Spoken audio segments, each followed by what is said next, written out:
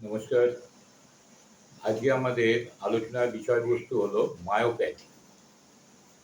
Myopathy মানে মাসেলের weakness বা মাস্কুলোপ্যাথি। তো এই মাসেলের যে প্রবলেম আমরা দেখতে পাই, এর পিছনে অনেকগুলো কারণ থাকে। প্রথম যে কারণ হলো যে আমরা গ্রোথের সময় যদি মাসেলকে সেইভাবে মুভমেন্ট না করাই, অর্থাৎ আমরা দেখতে পাই যে আজকাল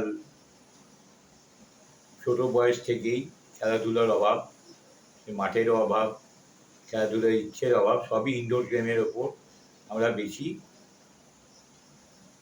প্রভাব ফেলার চেষ্টা করি। কিন্তু অটোমেটিক বডি মুভমেন্ট কমে যাচ্ছে, মাসেলের কন্ট্রাকশন, রিল্যাক্সেশন পার্ট কমে যাচ্ছে, মাসেল ফাইবারের এক্সটেনশন ক্যাপাসিটি কমে যাচ্ছে। এটার কারণেও কিন্তু মায়োপ্যাথি দেখা দেয়।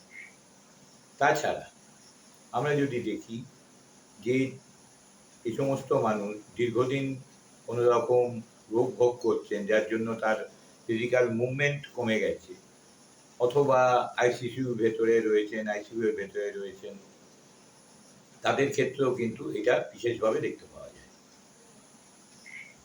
আমাদের শরীরের যে সমস্ত স্বেচ্ছাসেবী যে পেশি অর্থাৎ মাসেলসগুলো, তাদের অ্যাক্টিভিটিস নষ্ট হয়।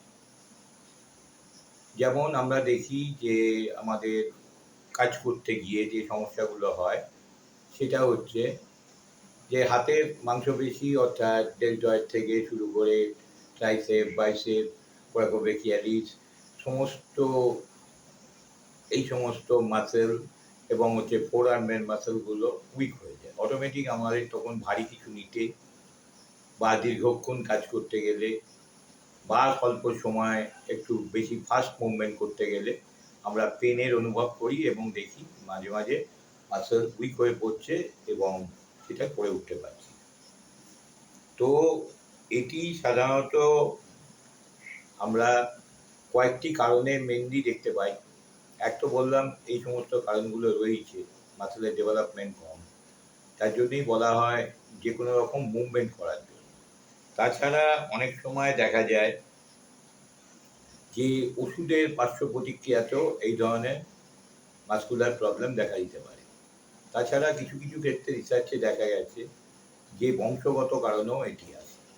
এবং আরেকটি বড় কারণ হলো যাদের থাইরয়েড ডিসঅর্ডার, তাদের ক্ষেত্রেও কিন্তু এই সমস্যা দেখা দিতে পারে।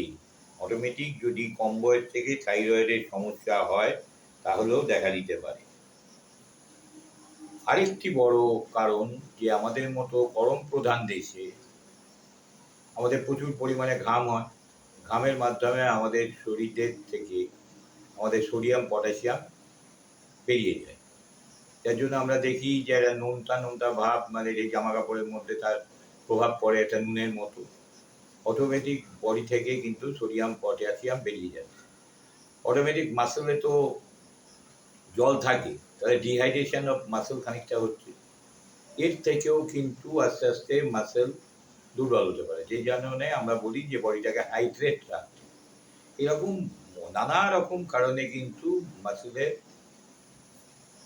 এই যে মানে প্যাথি, এটা টোটাল অ্যাট্রফি বললাম না, অ্যাট্রফি মানে মাসেলের সম্পূর্ণভাবে খানিকটা দুর্বলতা, সেইটার আগে মাসকুলোপ্যাথি দেখা যায়। এবার মাসকুলোপ্যাথির ফলে কি হয় না, অটোমেটিক আমাদের মাসেল যে সমস্ত ওয়েট ক্যারি করে, জয়েন্টকে প্রোটেকশন করে, তার জন্যই তো আমরা যখন কোথাও ব্যথা বেদনা, হাড় হয়ে যাচ্ছে, স্পন্ডিলোসিস হচ্ছে, আর্থ্রাইটিস হচ্ছে প্রভৃতির পর আমরা এক্সারসাইজ করছি। আমরা কি করছি?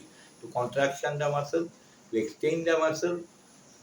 এই টাইপের এক্সারসাইজই করছে মাসেল কন্ট্রাকশন এবং রিল্যাক্সেশন করতে পারে। তো এই সমস্ত ক্ষেত্রে মাসকুলোপ্যাথিতে মেডিকেশন অর্থাৎ ওষুধের একটা বড় প্রভাব আছে। সেকেন্ড হচ্ছে ফিজিক্যাল থেরাপির একটা বিরাট প্রভাব আছে, অর্থাৎ ফিজিক্যাল মুভমেন্ট।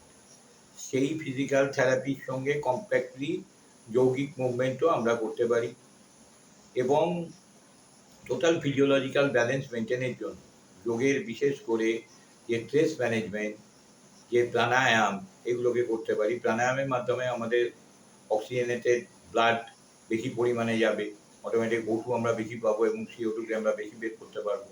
এই সমস্ত যদি কম্প্যাক্ট ভাবে আমরা করি, তাহলে আমরা মাসকুলোপ্যাথির সম্ভাবনা কম থাকবে। তাছাড়া আমাদের শরীরে অন্তত কিছুটা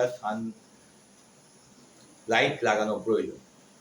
সূর্যের আলো পড়লে আমাদের ত্বকের তলায় ভিটামিন ডি তৈরি হয়। এইগুলো বুঝে নিয়ে আমাদের সমস্ত মুভমেন্ট করতে হবে। এবং সবথেকে বড় এক্ষেত্রে যে টাইপের এক্সারসাইজ দরকার সেটা হলো ক্যাপাসিটি অনুযায়ী, বয়স অনুযায়ী এবং সেই পার্সনের ক্যাপাসিটি অনুযায়ী সেইখানে কিছু পাম্পিং এক্সারসাইজ, কিছু স্ট্রেচিং এক্সারসাইজ, টুইস্টিং এক্সারসাইজটা একটু কম, কিছু কন্ট্রাকশন এক্সারসাইজ এবং কিছু অ্যান্টাগনিস্ট মাসেলের মাধ্যমে স্ট্রেংথ ডেভেলপমেন্ট এক্সারসাইজ। এই সমস্ত জিনিস নিয়ে আমরা পরবর্তীকালে আরও বেশ কিছু ভিডিওতে যাব। আমাদের প্রত্যেকেরই চলার জীবনে মাসেলের জোর প্রচণ্ডভাবে দরকার।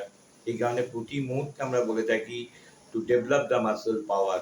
মাসেল পাওয়ার যদি ডেভেলপ না হয় তাহলে আস্তে আস্তে আস্তে আস্তে নানা রকম অস্টিওলজিক্যাল সমস্যাগুলো দেখা দেবে, ইভেন অস্টিওপোরোসিস অবধি চলে আসবে। তাহলে সেই জায়গা থেকে আটকানোর জন্য, অস্টিওপোরোসিস যে অন্য কোনো কারণে আসবে না তা নয়, কিন্তু আমাদের যদি মাসেলের জোর থাকে তাহলে আমাদের জয়েন্ট এফেক্ট হলেও আমরা তার সমস্যা খুব একটা ভোগ করবো না। তার জন্য আমরা প্রতিনিয়ত মুভমেন্ট করব, প্রপার মুভমেন্ট করব, প্রপার গাইডেন্সে মুভমেন্ট করব। সেই কারণে আমরা সকলের কাছে রিকোয়েস্ট করছি, আপনারা প্রকৃত যারা কোয়ালিফাইড টিচার, সে যোগার টিচারই হোক, ফিজিক্যাল থেরাপিস্টই হন বা এক্সারসাইজ এক্সপার্ট হন, তাদের কাছে যান, তাদের মতামত নিয়ে আপনার কতটা করা উচিত, আপনার কি না করা উচিত, এই কন্ট্রাইন্ডিকেশনগুলো বুঝে নিয়ে আপনি সেই পথে এগিয়ে যান। নমস্কার, আবার পরবর্তী ভিডিওয়ে আমরা পরের দিন ফিরে আসছি।